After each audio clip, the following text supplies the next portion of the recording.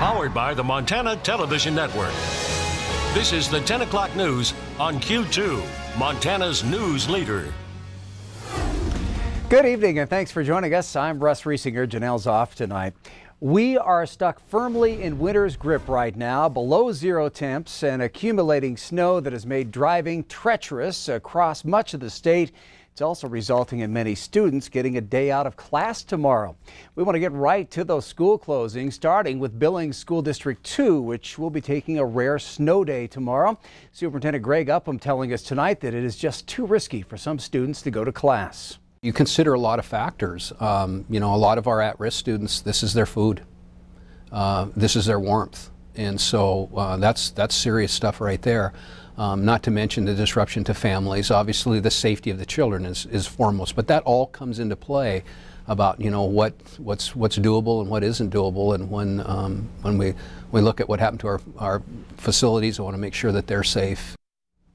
So here are the closings we have right now. Billings School District 2, Livingston, Gardner, Shiloh Christian Academy in Billings, Elder Grove, also Art of Play Preschool in Billings, Pioneer Elementary School, Independence School, Trinity Lutheran School, St. Charles Mission School, Mount Olive Lutheran School and Preschool, Fortis Academy in Billings, Rappeljay, Shepherd, Blue Creek, Billings Christian School, Lockwood, Boys and Girls Clubs of Yellowstone County, Bold Beauty Academy in Billings, Shields Valley, Huntley Project, Hysham, St. Lebray, Elysian, Explorers Academy, Head Start, YMCA Preschool, Billings Central Catholic Schools, including preschool, Bridger, Reed Point, Pryor Schools, and we have put all the closings on KTVQ.com, including some schools that will be on a delayed start tomorrow. All right, we want to turn to the forecast now.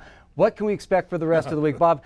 Any end in sight to the snow and cold? Not in the near future. It is going to get a little bit better, but it's just not going to get what we want it to be. Let me show you. Tonight, we're going down to 7 below zero in the Billings area. Could still see a few scattered snow showers moving in here. Now, here's the good news. Tomorrow, we get up to 11 degrees, 23 degrees on Thursday, but then another shot of Arctic air moves in as we head into the weekend, and temperatures drop down to 1 below zero on Saturday. The low that night will be like 17 below zero, so that's what we're looking at. As far as snowfall, we picked up 3 inches of snow today. Could see another 2 inches of snow tonight.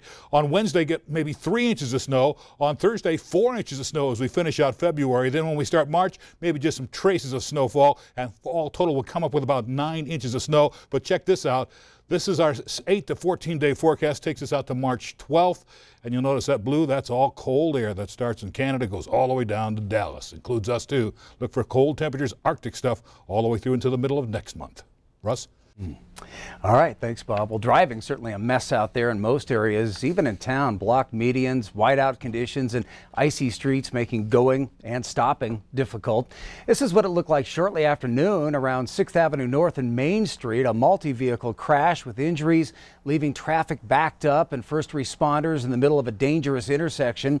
Police urging motorists to slow down around emergency vehicles there on scene. A backcountry skier is dead after getting caught in an avalanche on the west side of the Bridger Mountain Range.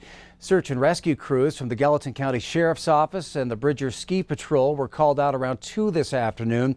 2 skiers saw that avalanche start. They were able to locate the victim, a 36-year-old man from Bozeman. He was pronounced dead at the scene. His identity has not yet been released. Winter weather has stranded people living along the Dearborn River in Cascade County, the area near Craig. MTN's Shannon Newth is in Great Falls and brings us more. Good evening. While all this snow has made it difficult for some people to get around, it's left others trapped in their homes. Right now, 46 people are stranded in the Dearborn area. Cascade County Disaster and Emergency Services tells us the sheriff's office was told about the situation on Monday. They're preparing to evacuate people there if needed. Acting DES Coordinator Captain Scott Van Dyken says several agencies are on standby, including Cascade County Search and Rescue, the American Red Cross, and the Salvation Army. Right now, these steps are just a precaution. Nobody wants evacuation at this time, and everybody's doing fine, according to the fire chief. There's a few people that are hanging on by a string, but they don't want evacuation at this time. They don't want help at this time. And in the event that they do, then we'll go into action. And Cascade County has also notified the state if assistance is needed. Reporting in Great Falls, Shannon Newth, MTN News. After being stranded on the tracks for a day and a half, an Amtrak train finally pulled into Eugene, Oregon this morning. That train was carrying 183 passengers from Seattle to Los Angeles when it got stuck Sunday evening. It hit a tree that had fallen on the tracks. Amtrak says it kept passengers on the train because the power was out and the roads were blocked in the nearby town due to all the heavy snow there. There were no injuries in the incident. Amtrak said it will give the passengers refunds and other compensation where appropriate. Billings City Council has voted not to renew the agreement with Landmark Development. That's the company behind the One Big Sky development project plans. Just 2 weeks ago, the council approved Landmark's One Big Sky development plan, but last night with a split 5-5 vote declined to renew with Landmark. Now, this comes as kind of a shock to many. This was a separate agreement that was voted on where the city was agreeing to reimburse Landmark for some of their costs over the last 2 years if they are not involved in the project, even if the project goes forward with a different developer. And that is what was rejected last night. Council failed to approve a reimbursement plan. Q2 spoke with Mayor Bill Cole and Big Sky EDA Director Steve Arviskow, who say there's no doubt this is a bump in the road, but they're optimistic that they can get legislation through in Helena to provide the funding tool for One Big Sky.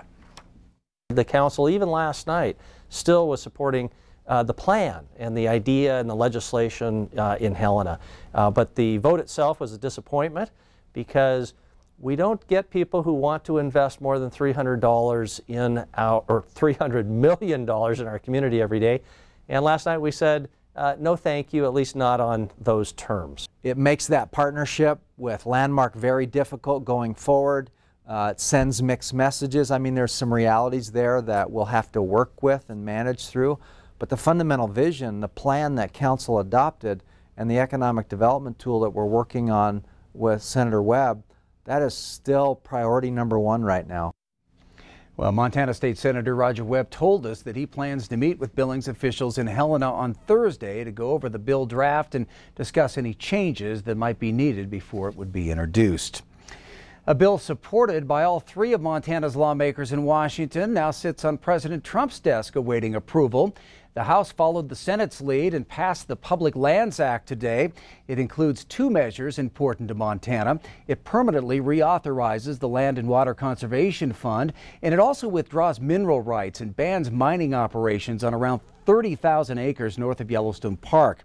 U.S. Senator John Tester introduced the Yellowstone Gateway protection after residents in Paradise Valley raised concerns about two mining companies' plans to explore that area back in 2015.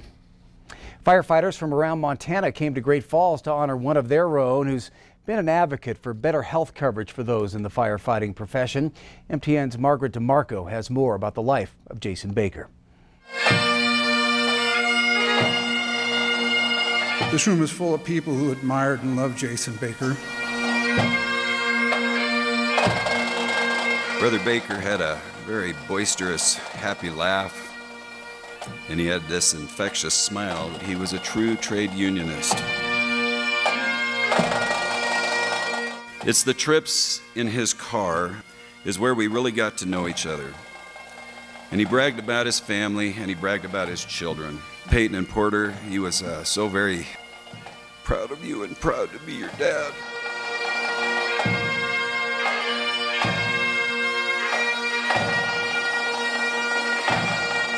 Bill, that man loved you so much. He stated to me that he was the luckiest man for having you in his life.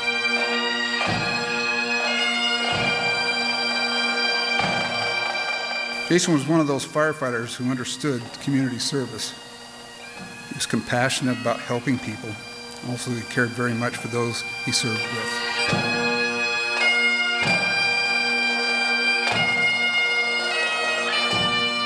Jason is and will ever be a part of who we are, and his story will continue to be written as we share the memories and the experiences we have all had with him.